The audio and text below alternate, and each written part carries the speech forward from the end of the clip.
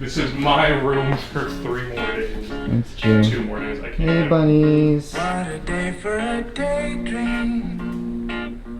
What a day for a daydreaming boy. And I'm lost in a daydream.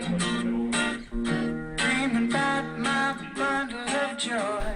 Whoa, it's dangerous in there. Why? There's wild rabbits. Oh. With big sharp teeth.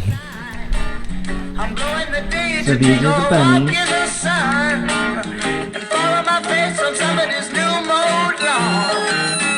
I've been having a sweet dream. I've been dreaming since I woke up today. It started me in my sweet dream. 'Cause she's the one makes me feel this way. And even if time is passing me by a lot, I couldn't care less about the dues you say I got. Tomorrow I'll pay the dues for double. Friday is typically where I try to do sermon prep. I do have a premarital counseling appointment with someone, and we're gonna have a friend, a former youth kid, come over tonight. But beyond that, I just try to do some gospel minute stuff, and I try to prepare for the Sunday service. I spend a lot of time on the phone, and I usually pace when I do. I don't know why. And I also use headsets whenever possible because it's just a lot more comfortable than holding a phone to your face for hours on hours. And that also makes it so when I walk around the church, I often have people stop me and have no idea that I'm on a phone conversation. So sometimes I do those from home, just as a little bit easier, as well as I can have some more time to do sermon prep. On my way to premarital counseling, one of the things that we get to do as a pastor, try to set people up for the most successful marriage they could possibly have. Marriage is tough. I don't pretend to have all the answers, and just try to ask the right questions, to try to help people get to think about what they're going to do in certain situations before the difficulty comes and it's harder to deal with it. There's a bunch of evidence that just having a plan for when something goes wrong, how you're going to respond, makes it more likely that you'll do that thing and respond in the right way than if you just don't have any plan whatsoever. There's a lot of junk in church, but Mike's here to clean it all up. This is Mike. Mike is the leader of the Road to Recovery ministry and also the man who fixes everything and cleans everything and the hardest working man in this church. Thank you, Jesus. Yeah, absolutely.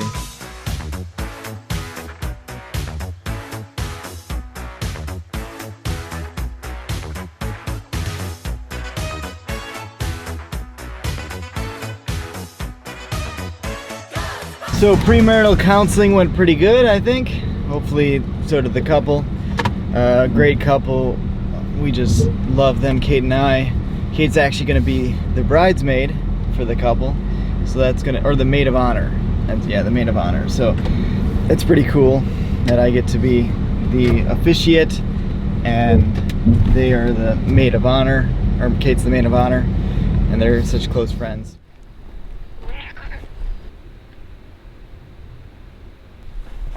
Hello? Hey Brandon, what's up, man? How you doing? Christian. I feel like it would open some minds up, though. Yeah, I mean, Seeing like you're a cool guy, and well, thanks. Kate's a cool girl. You're both I don't cool. know about me being cool.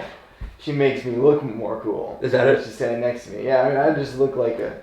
You know, but I was actually saying to Uncle Jeff the other day, like, the most common reaction I get when people see me with my collar on and everything like that is, are you really a pastor? Mm-hmm. Like, that's the first question. And I was wondering whether, like, Nathan, for instance, I work with, I wonder if that's the first question he gets, or if people just, see him and think, oh yeah, he's a pastor. Mm-hmm. And well, like, what is it about me that makes people wonder, like, is this guy really a pastor? Yeah. Or is this like a Halloween costume? Yeah. Like, I don't know. Mm. So. I don't know. I feel like people who aren't so open to Christianity and stuff like that, seeing you guys would kind of open them up a little bit more to it. That I spent out in the community. Yeah. Doing random crazy stuff. Mm-hmm. I'm doing vlogging and. Yeah. I mean, I just kind of feel like that's the future. So if I'm not, even if I don't do it long term, like if I'm not trying to learn about it and like seeing where it goes, then I'm missing out on an opportunity because that's the future. And everything's gonna be online unless we somehow have the zombie apocalypse or something like that. Which is a possibility. Which is why I'm staying close to Kirby. Keeping that friendship tight. I feel like it'd be good to have in zombie apocalypse. Yeah, you gotta have a Kirby. The zombie Everyone apocalypse needs a Kirby. Yeah. It's also Robert's birthday. I mean, I already. Happy birthday! You wanna call Robert and wish him happy birthday? You've reached Robert Dudzik. Please leave a message. At the tone, Listen right please there. record your message. When you have finished recording, you may hang up or La press la the la button. la la la la. Happy birthday to you. Happy birthday to you. Happy birthday, dear Robert. Happy birthday to you. Hey Robert, happy Hi, Robert. Happy birthday. Happy birthday. Robert, I'm Uncle Jeff. So this is your brother Richard. And me, Brandon Metz. And Kate Demzik. Oh yeah, I'm Uncle Jeff. I probably should have been introduced last. My brothers are not the type of people that play role-playing games. Not? No, but they're the type of people that do acting stuff and like to be insane and absurd. Yes. So it was like not deep, but like extravagant, you know? Yeah. And so there was all these weird. I was telling Jeff about it. Remember Were with you? the tin cup thing with the. Oh yeah. Yeah. So like one of the things that happened, John Peter. It's supposed to be good. I'm sorry, tell the story. So John Peter played a blind sniper. He was this old man. I forgot that part. Completely useless character, but he wanted to make something like cool and crazy and out there. And so he's this old man loner sniper guy, and so you play when you do any action roll, you have to roll for it. Some are more difficult, some are easier. Okay, so this one time, he's up at this house, and there's a guy in there that he has to like go get, and he wants to sneak up on it. So John Peter gets the idea that he's going to throw a tin can over the roof, and then when the guy goes out to check on it, he's going to be able to sneak in and whatever, kill the guy or something. So he rolls and he botches it.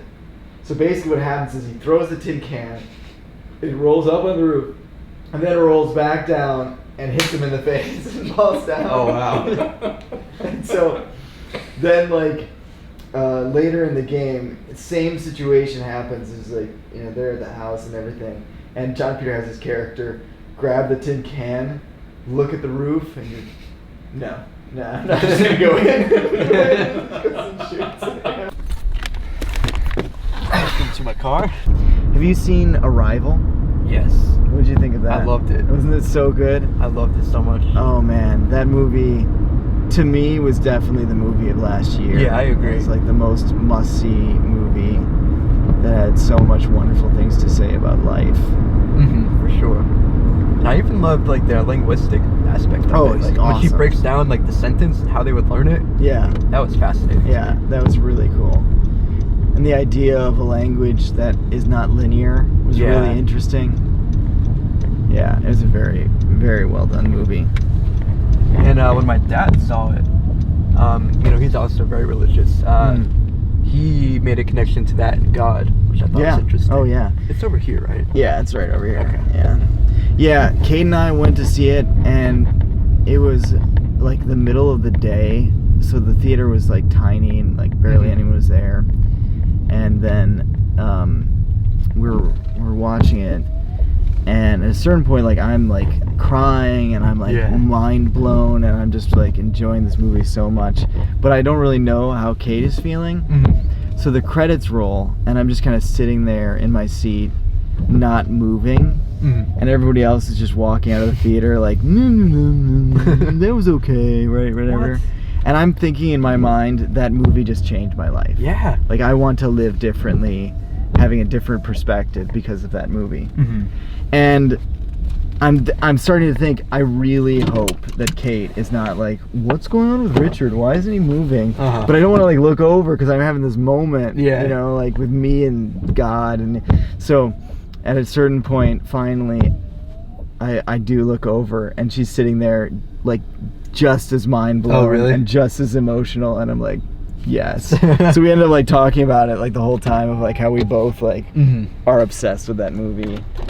But it is that way, like with that movie. Some people get it and they love it, and other people, they go, I don't get it. Like, what's the deal? Like, why is that movie so cool?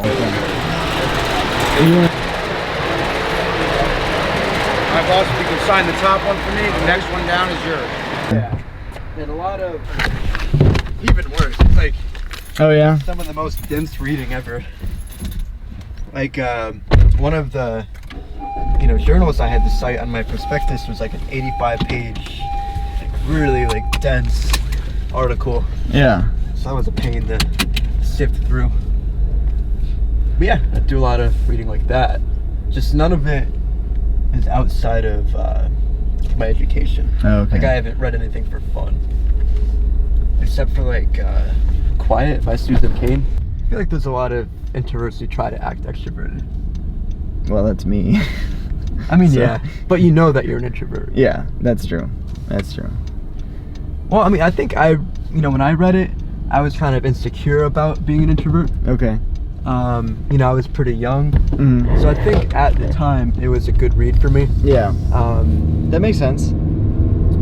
Obviously, with like the knowledge I have now and like the self-awareness that I have now, it's not as groundbreaking as it was back then. Yeah. Yeah. Because there is, I've done a lot of writing and research on that, like introversion and extroversion, and there is kind of like a stigma. Oh, with yeah. introversion, and when I was younger, I was pretty insecure about that. So. Oh no, me too. I mean, I always felt that I didn't even know introversion like was a thing, right? So I just kind of thought, because in growing up in the family I grew up in, where were we going? Oh, I was just gonna take a different route. Oh, okay, that's fine. Yeah, I don't mean to be backseat driver Yeah. in this passenger seat, but I was just curious if you. Growing up in the family that I grew up in, where everyone's a really loud extrovert, except for my mom, who is an introvert, it was like, okay, the guys are extrovert and girls are introverts, and that's kind of the way the life is. Yeah. And so I always felt like a weirdo, whereas like I wanted to be in my room and in the quiet and read books and and it's like, okay, there's something wrong with me. And it wasn't until much later in my life that I was like, oh, this is actually an option. Yeah. But that puts me in this weird position where I'm the guy who acts like an extrovert, and it's just natural for me. Like, it's still normal. Yeah. If I'm at a party, I'm going to be introducing myself to everybody and going and talking to everybody, and that's just what I do. Yeah. But inside, I'm kind of like, okay, Yeah. when do we get to go home and read a book? So I call myself the incognito introvert. Incognito. Yeah. Very nice. Yeah. I think that's what am I trying to say? I think that's a cool thing, that you don't let your introversion limit you, and you can like master your personality in a way that allows you to be outgoing, but at the end of the day, you do need your alone time. Yeah, and but the hard part was now, like, I've got to balance that. Like, I've got to figure out, okay, how do I have enough time that I'm not draining myself? And here's the thing that stinks about it. And I ran into this recently, even with somebody who, like, I was trying to explain to them in a very loving way, like, I enjoy spending time with you. You also drain me because everyone drains me. It's not personal. It's just, I'm an introvert. I get drained by I love people. Yeah. And it's hard for people to grasp that aren't introverts. It Like, really is. that I'm glad that we're spending time together. I'm going to have to recover from this, Yeah. Welcome to Trivia Night, an endless onslaught of devious torment. But it's also a night that has the mantra, live, laugh, love, die. Also say. Time's running out. And the correct answer is... Who got it That's not right? wrong. Well. Woo! I'm dead. Math. Where's the enemy here from your spouse? I'm leaving you for blank. Oh, jeez. I don't know what's worse. Yeah. Life's so hard.